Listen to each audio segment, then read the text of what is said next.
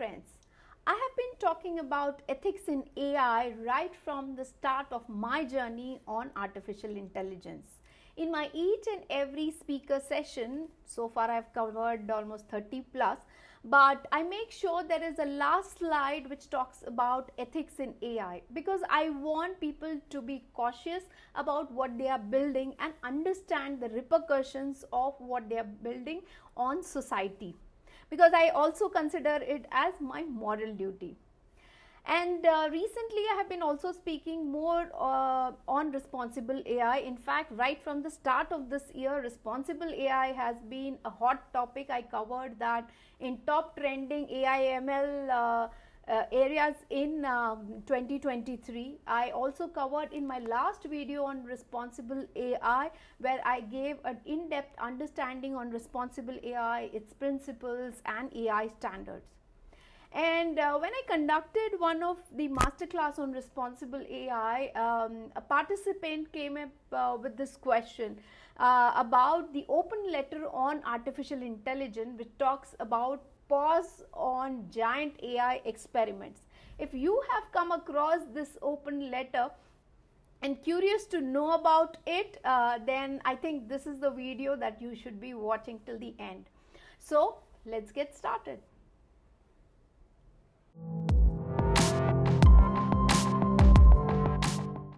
Before we start talking about the pause, it's important for us to understand about the open letter. What is this? Who drafts it? And so on and so forth. So let me give you a little bit background to it. In 2014, Stephen Hawking, a physicist and cosmologist, along with Elon Musk, actually started raising a voice that superhuman intelligence could possibly end human race if not deployed cautiously. This was also the time when they were on the advisory board of Future of Life Institute, an organization that worked towards mitigating the existential risk for humanity. And this is the time when they came up with their first letter, Risk Priorities for Robust and Beneficial AI. It covered risk priorities, almost a 12-page document, and this was circulated among the AI research community and also publicly shared with all during their first conference in 2015 in Puerto Rico. This letter never denied the fact that artificial intelligence is boon for society and we can reap a lot of benefit out of it. But at the same time, it demanded strong, concrete research on the pitfalls of artificial intelligence so that it can be mitigated. Most of the researchers and developers in that conference actually agreed to this fact that AI safety should be taken into account.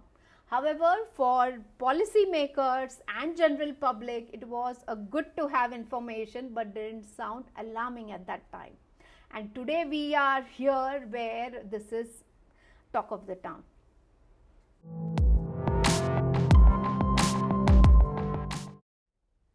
Let's first answer some basic questions on this pause. First of all, how long is this pause? This pause is for 6 months. Second thing is this pause for all AI development? The answer is no, it is for giant experiments which works on technologies like GPT-4 and more. Third question is about signatories. So there are around 1100 plus signatories on this letter, with Elon Musk leading it, and who has drafted this open letter? It's Future of Life Institute. Now that we know some basics, let's understand why. To understand why, let's understand a small concept, which is stages of AI. So there are basically 3 stages of AI: artificial narrow intelligence, general intelligence and super intelligence. Artificial narrow intelligence is the phase where we consider that machine's intelligence is not at par with us, with human intelligence I meant. And all our advancements so far were happening in this stage itself. And this was also considered as a weak AI. Then comes general intelligence. Now, this is the area which talks about machines' intelligence at par with human intelligence. And this is the scary part, because now we are touching this phase with GPT-4 technology and related experiments. And then comes artificial superintelligence, which talks about where machines overpowers human intelligence. Now, this point here is that the time taken for this advancement from narrow intelligence to general intelligence would not be the same for these machines to move from general intelligence to super intelligence. It might be lesser as well. So that's one scary part, and the reason for this is that these machines are self-learning and course correcting itself, just like human intelligence. But we learn from our mistake, but we don't course correct ourselves. So the speed at which they are course correcting themselves is alarming. And that's why this entire shocking scenario where these advancements have been asked to be paused, so that AI can reboot and we can re-look at how can we build safer AI systems for our society. Another example on this advancement I want to give is if you remember IBM's Deep Blue. It was capable of beating Gary Kasparov in chess. Although that technology, it was able to beat a human.